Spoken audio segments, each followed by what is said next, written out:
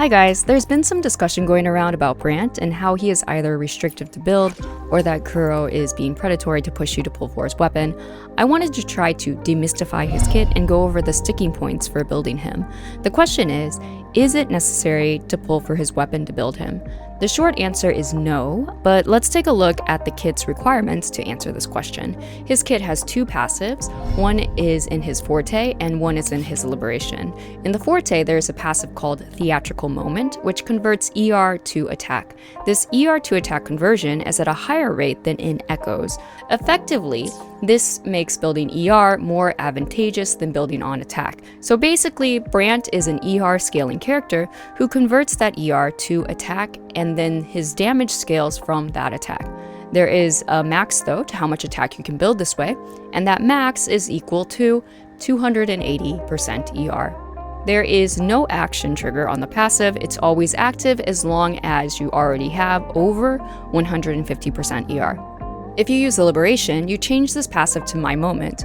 My Moment acts in the same way but has a higher multiplier, so you gain 20 attack instead of 12, then the scaling is even more expressed. This means that Brant gains an insane amount of attack. So if from Weapons and Echoes Brant has 1900 attack, then with the passive he can max out at 4500 attack. What this means is that you do not have to build attack percent in the Echoes, but instead you chase ER stats. This different scaling as a damage dealing character is unique and will require his own set of Echoes and probably ER weapons. In Wuwa, many people value the ability to swap echoes and weapons between characters. For example, Shanglia and Calcaro can share echoes, and you only need to build one set of Void Thunder. And as for weapons, you can share a sword between Changli and Rover, so you only need to pull or build one weapon. This benefit, as of now, is not really available to Brant, and he will most likely need his own echoes and possibly his own weapon, which is the basis of this discussion. So, he will need his own echoes, and it appears that his maxed out build would want 280% ER. Now, I think this is where the rub is, because the question becomes, do I need 280% ER? Again, the short answer is no, but let's get into it. The minimum ER is actually determined by his echo set. The best in slot is Tide-Breaking Courage. Tide-Breaking Courage's 5-piece passive is based off of a threshold of 250 ER, and you get a big buff to Brant's damage. Now, actually, you will need a lot of ER on Brant because his Liberation Resonance cost is a huge 175. This is the same as Shorekeeper. This means that you will most likely need high ER anyway, because you need to do the Liberation to get My Moment buff every rotation. At 250% ER, you probably can meet his own ER requirement. I'm not really sure what it is right now, but I'm just guessing it's a little high. But you also get the Tide-Breaking buff.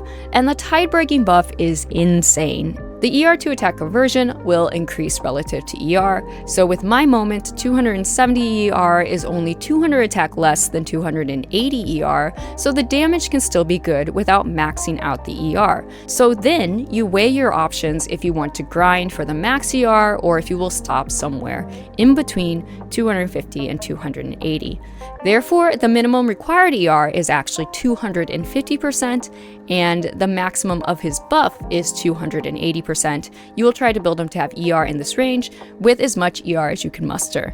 Okay, but do I need to build a whole new echo set for this sub-DPS? Can I just pass him my shared Moonlit set? Probably no.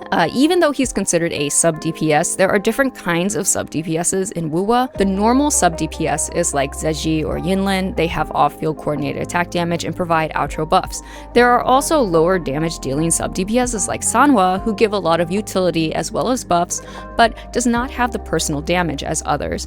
Finally, there is a damage-focused sub-DPS, which until now was only Changli among the 5-star limited characters. Changli has considerable on-field time, especially compared to other sub-DPSs, but has less damage potential than a main damage-dealing DPS. Changli has a support outro, and Brant also has a support outro. Now, Changli's kit has been a little polarizing, but she is highly rated for quick swap.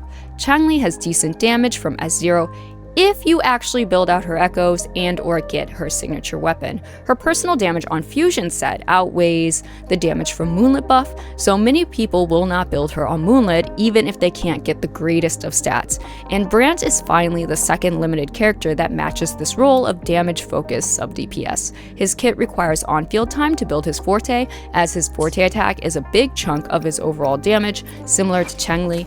It's most likely his personal damage on tidebreaking will outweigh the damage buff you get on another character if you put him on Moonlit.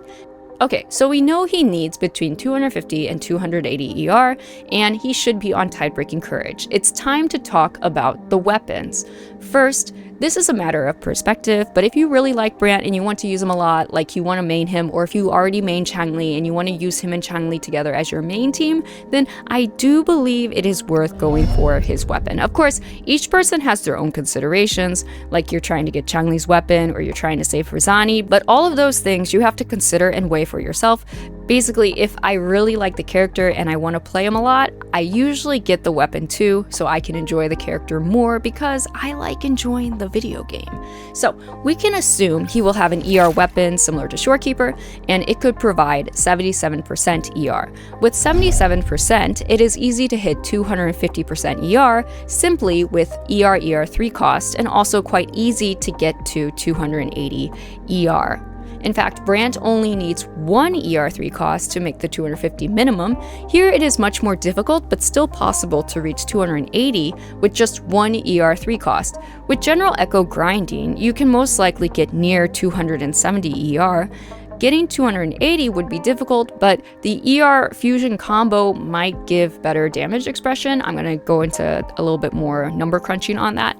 We have to wait for release for better testing, so I will save the echo configs for later, but I mostly want to show the possibilities. So it's easy to build the ER with the signature, but what about other options? Actually, the other current options in the game are the 4-star Overture and the 5-star standard Emerald of Genesis. Overture is straightforward, so let's talk about it first. The passive doesn't matter that much to Brant's damage, so it's functional from R1. It's quite easy to get 250% ER, but getting 280% requires more grinding. However, it is attainable with mid-high rolls and does not require max rolls. Again, you can get to 270 ER with moderate grinding.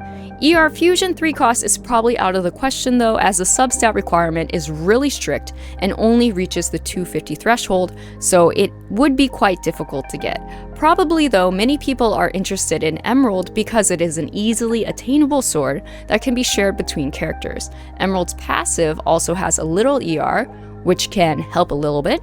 First, you can see R1 Emerald cannot reach the threshold on 43311, but R2 can.